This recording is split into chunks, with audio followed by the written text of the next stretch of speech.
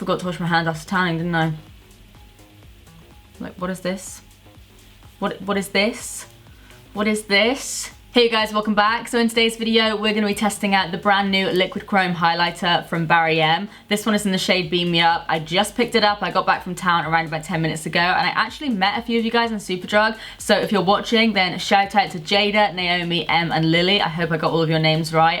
Thank you for coming up and saying hey, because you kind of made my day. So yeah, I got my hands on one of the new liquid chromes. This one is in the shade Beam Me Up. It's kind of like the more champagne golden shade. Ever since Barry M revealed that they were coming out with some liquid highlighters, I got so many comments, so many DMs from you guys asking if I could try them out and compare them to the Iconic London. So I actually have these today, as well as my Beauty Pie drops, my Iconic London ones, my Revolution ones, and also my Cover FX, so I can kind of compare them all for you guys. So yeah, if you guys want to hear my thoughts and see how they compare to the other liquid illuminators that I have, please stay tuned. Alrighty then, so I don't know if I said before, but I have these in the shade Beam Me Up. I think they have like 6 or 7 different colors. The same sort of thing as the Cover FX ones. You have like some bronzy ones, some kind of more icy ones, some pink ones, and then you kind of have like an almost iridescent looking one. I believe these were $6.99, maybe $5.99. Pretty sure it was $6.99 though, so they're one of the cheapest ones on the market. Obviously you have the Iconic London, which are around about £30. Cover FX are $34, I believe. I think the Revolution ones are £6, and then the Beauty Pie ones are like £3.50 or something. So again, just like all of the other ones, you have like a little dropper bottle, and I'm just gonna pop a little bit on the back of my hand. Ooh, I swear I will never get bored of swatching highlighters. That looks so nice. So I'm just going to blend some of that out on the back of my hand. Ooh. That is actually insanely pigmented. I'm like seeing how far we can go with this, because it's just like, it ain't stopping. I'm literally going to end up looking like the Tin Man in a second. So I think I'm just going to line them all next to each other so you guys can see. So this is the Barry M one. I'll blend them all out in a second. This is the Iconic London. Iconic London is a little bit more liquidy, and it does seem to be a bit more metallic so far. We then have the Cover FX ones. These are in the shade Moonlight.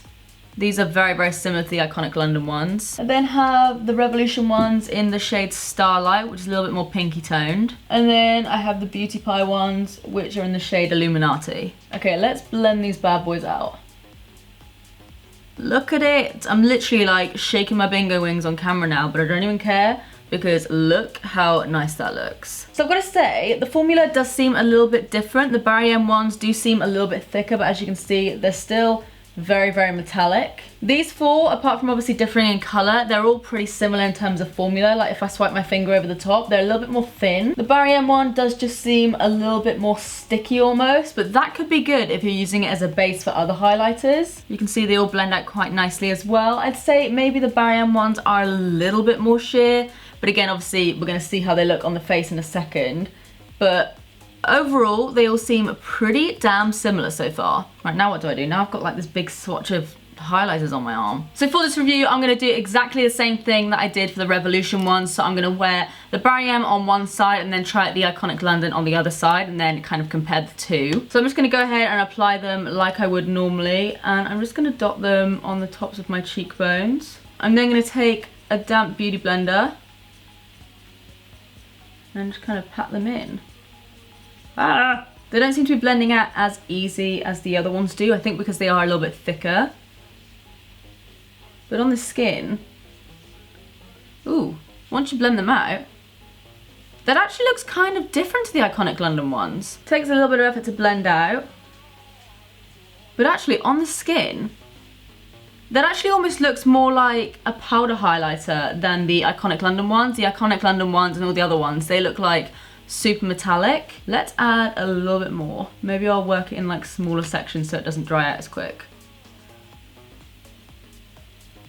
Yeah, it's better if you work quicker. Ooh, yeah, I'm liking this. It literally is, like, it's the same kind of idea, but if I just show you guys, the Iconic London ones, they look so much more metallic and intense, which I personally love, but I know some people think they are a little bit too intense, which is fine. We're all allowed to have different opinions.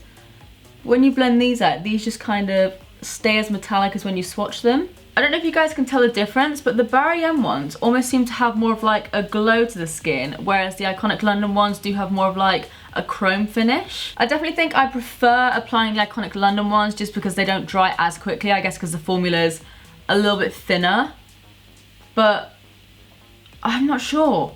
I really like them both. I mean, you guys know I absolutely adore the Iconic London ones, and at first I wasn't like blown away by the Barry M ones, but I keep going back to looking at my face and I cannot get over how airbrushed it looks. They're definitely not as easy to blend, so that is one thing I would note. I'd probably say that the Revolution ones are easier to blend just because these are a little bit thicker. But once you do blend them out, and it doesn't seem to be picking up my foundation or anything like that underneath, it just gives you such a nice like soft focus but still intense glow. I've literally been sitting here for like the past 5 minutes just like swiveling in my chair because I don't know which one I prefer. Like looking at it, that one is more intense, but this side, I actually think it looks nicer on the skin. Like if you want something that's like super, super metallic, which I do want sometimes, like if I am wearing like full on glam, sometimes I do want a super, super metallic highlight, then this is it. But I kind of think I prefer this one. I'm not gonna lie to you guys, when you first start blending this out, it blends out like a sack of shit, but all of a sudden it suddenly just blends out into your skin. I mean, look at that. I'm so confused. You know what, let's just put this plain and simple. The price, I'm gonna prefer the cheaper one, the Barry M.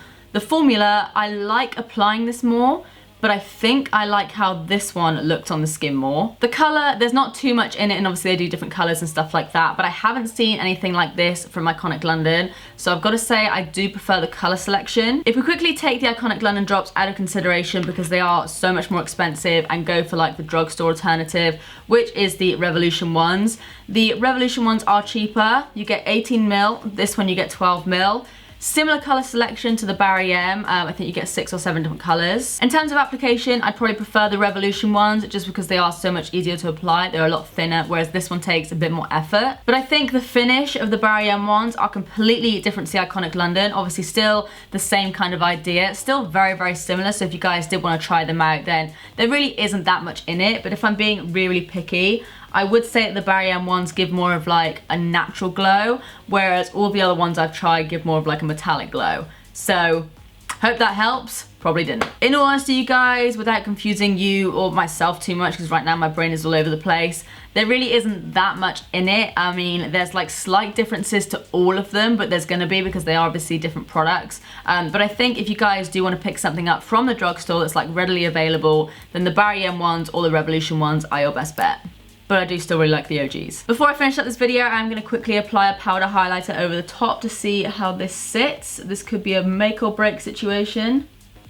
I'm just using MAC Oh Darling. Yeah, I'm honestly just so obsessed with how this looks on my skin. And with the powder, it just like glides effortlessly over the top.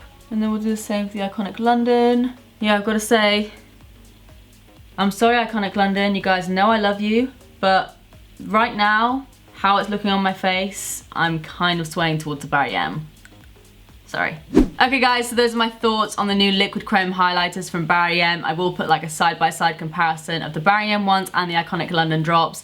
Let me know which you guys prefer in the comment section down below. As always, you guys, if you enjoyed this video and if you find it helpful, then please do give it a big thumbs up and subscribe if you do want to see more of me, because I upload all the damn time. But apart from that, that's it from me. I love you guys, and I will see you in the next one. Bye.